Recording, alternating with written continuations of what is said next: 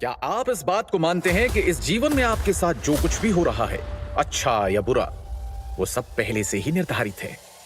हमारा बिताया हुआ हर पल आने वाले कल का संकेत देता है। हम जो कुछ भी करें, हमारी नियति हमें हमारे निर्धारित परिणाम तक पहुंचा ही देती है। नियति ने नील वायुपुत्र को बना डाला युवराज से गुलाम, और फिर उस गुलाम को बना डाला इस युग के सबसे बड़े महायुद्ध का एक सर्वशक्तिमान योद्धा। लेकिन कैसे?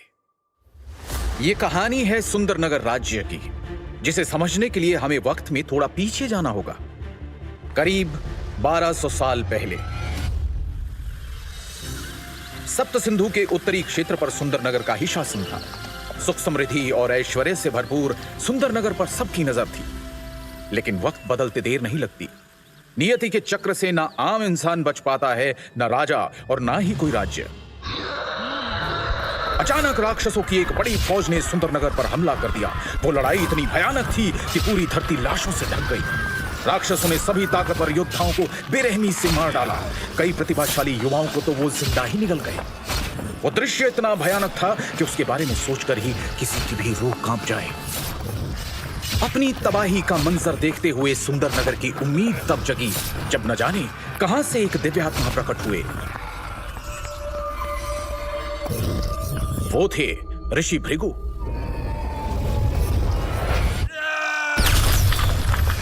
उन्होंने सभी राक्षसों को अपनी पवित्र श्वेत अग्नि से जलाकर भस्म कर दिया और सुंदरनगर को तबाह होने से बचा लिया।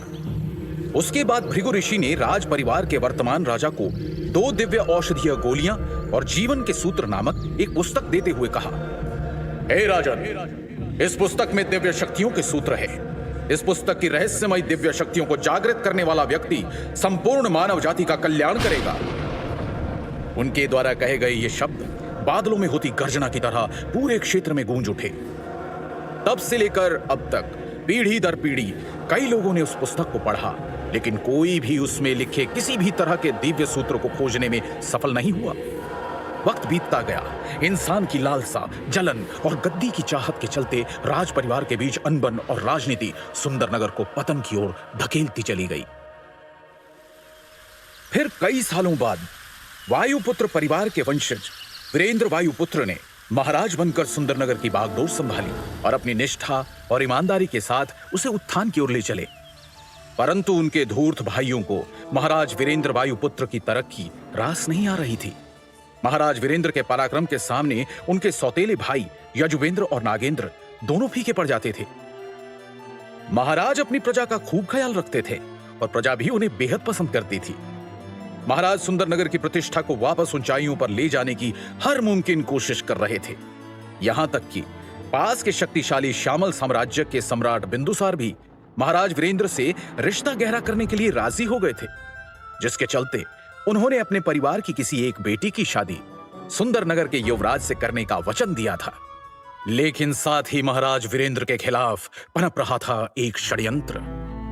लालच और ईर्ष्या की आग में जलते दोनों भाई नागेंद्र और यजुवेंद्र कई सालों से महाराज के खिलाफ एक चाल चल रहे थे। एक तरफ उन्होंने धीरे धीरे करके राज्य के कुछ खास लोगों को अपने साथ कर लिया, वहीं दूसरी तरफ महाराज के वफादार, जिन्हें वो अपने साथ शामिल नहीं कर सकते थे, उन दोनों ने उन सबको महाराज के साथ ही मार डालने का षड्यंत्र रचा। महाराज वीरेंद्र का बेटा युवराज नील वायुपुत्र बहुत ही प्रतापी बच्चा है। उसके पैदा होने पर संत महात्मा द्वारा यह कहा गया था, यह लड़का एक दिन पूरे राज्य का उद्धारक बनेगा। हमारे शरीर में 7 सबसे महत्वपूर्ण चक्र होते हैं। एक एक करके चक्रों की शक्ति को जागृत करके इंसान एक महान योद्धा बन सकता है। मात्र 13 वर्ष की आयु में नील वायुपुत्र अपने पहले और सबसे मुश्किल चक्र यानी मूलाधार चक्र के शिखर पर पहुंच गया था, जिसकी वजह से हर कोई उसे सुंदरनगर के उद्धारक के रूप में देखने लगा था। उन्हें लगता था कि नील के नेतृत्व में वो एक बार फिर से पूरे उत्तरी क्षेत्र पर शासन कर सकेंगे। सबको लगता था कि नील वायुपुत्र अपने पिता के नक्शे कदमों पर चलते हुए सुंदरनगर को नई बुलंदियों पर पहुंचाएगा। महाराज भी नील को छोटी उम्र से ही अपने साथ राज्य के कार्यों में शामिल किया करते थे।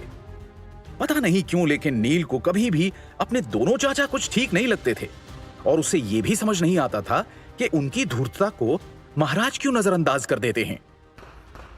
श्यामल साम्राज्य के सम्राट के साथ संधि महोत्सव करने के बाद सुंदरनगर में भी उत्सव का माहौल था। राजमहल में 13 साल का नन्हा युवराज नील भागते हुए बड़े से कमरे का दरवाजा खोलकर अंदर आता है। वो कमरा बहुत ही भव्य था। उस कमरे में प्रवेश करते ही वो अपनी नन्ही नन्ही आंखों से चारों तरफ देखने लगा। ऐसा लग रहा था मानो वो किसी को ढूंढ रहा हो। तभी उसे कक्ष के कोने में एक बड़ी कुर्सी दिखाई दी जिस पर कोई बैठा था, लेकिन उसकी तरफ पीठ होने के कारण वो कुर्सी पर बैठे व्यक्ति का चेहरा नहीं देख पा रहा था। नील के चेहरे पर एक बड़ी मुस्कान आ गई और वो दौड़ते हुए कुर्सी के सामने गया। कुर्सी पर बैठे व्यक्ति का चेहरा देखते ही नील की नन्ही आंखों में खौफ उतर आया। उसकी आंखें फटी की फटी रह गई और वो जोर से चिल्लाया, पिताश्री! 13 साल के युवराज नील वायुपुत्र ने अपने पिता को तड़पते हुए देखा था। महाराज वीरेंद्र के मुंह से खून की धार बह रही थी और उनका चेहरा पूरी तरह से नीला पड़ चुका था। ऐसा लग रहा था जैसे महाराज को घातक जहर दिया गया हो। बच्चे की चीख सुनकर कुर्सी पर बैठे महाराज ने अचानक अपनी आंखें खोली और बोले, नील, मेरे बच्चे, तुम आ गए। अपने पिता को ऐसी हालत में देखकर नील घुटनों के बल बैठ गया और नम आंखों के साथ रुआंसा होकर बोला, आपको क्या हुआ है पिताश्री? महाराज ने नील को कोई जवाब नहीं दिया, मानो उन्होंने उसे सुना ही ना हो। फिर अपनी सांसों को काबू करते हुए वो धीमी आवाज में बोले, मैंने तुम्हें एक किताब दी थी, क्या तुमने उसे पूरी तरह से समझ लिया है? पिताश्री, हम इस बारे में बाद में भी बात कर सकते हैं, पहले हमें वैद्य जी के पास चलना चाहिए, नील ने हड़बड़ाकर कहा। मौत से कुछ ही पल दूर अपनी बची हुई शक्ति इकट्ठा करते हुए महाराज धीमे स्वर में बोले, उसके लिए बहुत देर हो चुकी है बेटा। उनकी बात सुनकर नील उन्हें अजीब भाव से देख रहा था। उसे समझ में नहीं आया कि आखिर उसके पिता ऐसा क्यों कह रहे थे। एक छोटे बच्चे के लिए यह नजारा बहुत ही तकलीफ देने वाला था।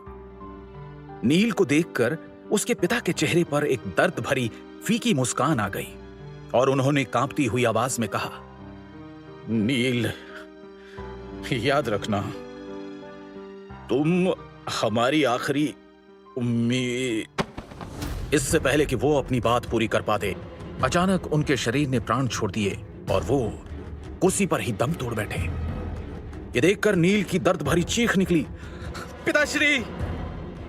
इतने में सैनिकों की एक टुकड़ी राजमहल के उस कमरे में प्रवेश करती है और साथ ही राजा के जैसे कपड़े पहने हुए नागेंद्र और यजुवेंद्र वायुपुत्र आते हैं। अपने पिता की मृत्यु पर रोते बिलखते नील पर वो जरा सी भी दया नहीं दिखाते और सैनिकों को नील को कैद करने का आदेश देते हैं। उनके षड्यंत्र से अनजान मासूम नील झुंझलाकर बोला, छोड़ो मुझे, मैंने कुछ नहीं किया है, मुझे नहीं मालूम पिताश्री को किसने मारा। उसकी इस बात पर यजुवेंद्र जोर जोर से ठहाका लगाकर हंसने लगा और नील के करीब आकर बड़ी बेरहमी से उसने मासूम नील को बालों से पकड़ लिया। उसके चेहरे के भाव अचानक ही क्रूर हो गए। दिल तो करता है कि तुझे अभी जान से मार डालूं, लेकिन कितना मासूम है तू। मैंने क्या गुनाह किया है? मैंने कुछ नहीं किया है। चाचा जी, पिताश्री को वैद्य के पास ले चलिए ना, शायद वो इन्हें ठीक कर देंगे। नील यजुवेंद्र के आगे गिड़गिड़ाने लगा। इस पर यजुवेंद्र ने नील के बालों पर अपनी पकड़ को कसते हुए एक जोरदार तमाचा उसके गाल पे जड़ दिया और क्रूरता भरे अंदाज में बोला, तेरा गुनाह ये है कि तू एक गद्दार का बेटा है। तेरा बाप तो मर चुका है, इसलिए अब उसके गुनाहों की सजा तू भुगतेगा। तू एक कैदी का जीवन बिताएगा। रोज तेरी इतनी पिटाई होगी कि तू रोज हमसे मरने की भीख मांगेगा। ऐसा कहकर यजुवेंद्र सैनिकों को इशारा करता है। उसकी आज्ञा का पालन करते हुए सैनिक नील को कारागृह ले जाने लगते हैं कि तभी पीछे खड़ा नागेंद्र एक तिरछी मुस्कान के साथ कहता है, अगर तेरी बहन नीलिमा सप्त सिंधु आश्रम न गई होती तो मैं उसे खुद अपने हाथों से सजा देता।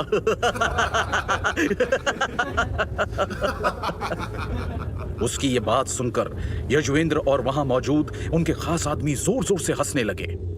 नील ने जब ये बात सुनी तो उसका खून खौल गया। एक झटके से नील ने सैनिकों से खुद को छुड़वाया और नागेंद्र को मारने के लिए उसकी ओर भागा। जैसे ही नील नागेंद्र के पास पहुंचा, नागेंद्र ने ज्यादा जोर लगाए बिना एक मुक्का नील के पीठ पर दे मारा और एक ही मुक्के से उसने नील को धूल चटा दी। दर्द से बिलखता नील वहीं जमीन पर पड़ा रहा, जिसे देखकर वहां मौजूद सभी लोग एक बार फिर जोर जोर से हंसने लगे। एक छोटा सा बच्चा जिसने अपने पिता को अपनी आंखों के सामने तड़प तड़प कर मरते हुए देखा हो और फिर अपने ही चाचाओं से इतना बड़ा धोखा खाया हो, वो कैसे उभर पाएगा इतने दुख से और कैसे निकल पाएगा सुंदरनगर की कैद से, ऐसी कैद जो नर्क से भी बदतर है। कुछ सालों बाद नील वायुपुत्र को एक गुलाम का जीवन बिताते हुए 3 साल गुजर गए। ये 3 साल नील के लिए बेहद दर्दनाक थे, क्योंकि उसके चाचा और वर्तमान महाराज के आदेश के अनुसार नील को एक प्रशिक्षण सहायक बना दिया गया था। मुख्य रूप से प्रशिक्षण सहायक मौत की सजा पाए हुए वो कैदी थे जिन्हें शिष्यों के हाथों पीटने के लिए रखा गया था। सभी शिष्य अपनी तकनीकों और शक्तियों का परीक्षण इन सहायकों पर ही करते थे, यहां तक कि उन्हें पलटवार करने की भी अनुमति नहीं थी। कैदियों की सुध लेने वाला कोई भी नहीं था। इनमें से कितने ही गुलाम हर साल मारे जाते थे या फिर अपंग हो जाते थे। जहां तक नील की बात है तो वो मौत की सजा पाने वाला कोई आम कैदी नहीं था।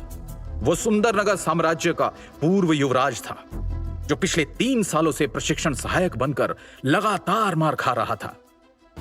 नील वायुपुत्र ने इन 3 वर्षों में इतने हमले, अपमान और पीड़ा झेली थी कि जिन्हें गिना भी नहीं जा सकता। उसने अब इसे ही अपनी नियति मानकर जीना सीख लिया था। रात का समय, दिन भर की पिटाई के बाद सभी कैदियों को उनके कारागार में डाल दिया गया। नील अभी सिर्फ 16 साल का है।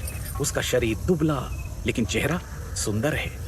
अपनी चमकती नीली आंखों के साथ वो अपने कारागृह में दीपक के मंद प्रकाश में एक फटी पुरानी किताब को निराशा से देख रहा था। वो उस पुस्तक को एक बार फिर से पढ़ने की कोशिश कर रहा था। यह किताब उसके पिता द्वारा उसको मिला हुआ आखिरी तोहफा था। पुस्तक देते समय उसके पिता ने उससे कहा था, बेटा नील, यह पुस्तक हमारे पूर्वजों की पवित्र धरोहर है और ये हमारे कुल के पुनरुद्धार में सहायक होगी। मुझे विश्वास है कि तुम ही हमारे कुल का उद्धार करोगे। याद रखना बेटा, मानवता ही परम धर्म होता है। अपने पिता के वो शब्द नील के कानों में गूंज गए। वो धीरे से फुसफुसाया, भृगु ऋषि की इस किताब को मैंने 10 बार पढ़ा है। इसके अंदर के सूत्र काफी अच्छे हैं, लेकिन मानवता ही परम धर्म है। मैं इस कथन से सहमत नहीं हो सकता। दीपक की हल्की लौ को देखते हुए उसने एक उदासी भरे स्वर में खुद से कहा, यदि मेरे पिता इतने दयालु और उदार नहीं होते, मानवता को परम धर्म नहीं मानते, तो आज हमारे राज्य की यह दुर्दशा नहीं होती और ना ही मेरे पिता की मृत्यु होती। मैं अपने पिताश्री की मौत के जिम्मेदार हर इंसान को खोज निकालूंगा और खुद अपने हाथों से उन्हें नर्क से भी भयानक यातना दूंगा। पिछले 3 सालों में हर रोज न जाने कितनी बार नील वायुपुत्र ने यह प्रतिज्ञा ली थी, लेकिन वो खुद नहीं जानता था कि वो अपने मकसद में कामयाब कैसे होगा। सभी समस्याओं का समाधान देने वाला कोई सूत्र, कोई उपाय या फिर शायद कोई जादुई मंत्र उस किताब में छुपा था, जो आज तक अनेक बार पढ़ने पर भी उसे नहीं मिला। लेकिन नील हार नहीं मानता और उस नन्हे दीपक की रोशनी में एक बार फिर किताब पढ़ने लगता है। क्या है नील की नियति? क्या नील कभी इस कैद से निकल पाएगा? क्या वो अपने पिता को इंसाफ और उनका खोया हुआ सम्मान वापस दिला पाएगा? क्या है भृगु ऋषि की किताब का रहस्य और कैसे बनेगी ये किताब नील की सबसे बड़ी ताकत? सवाल है अनेक और हर सवाल का एक दिलचस्प जवाब पाने के लिए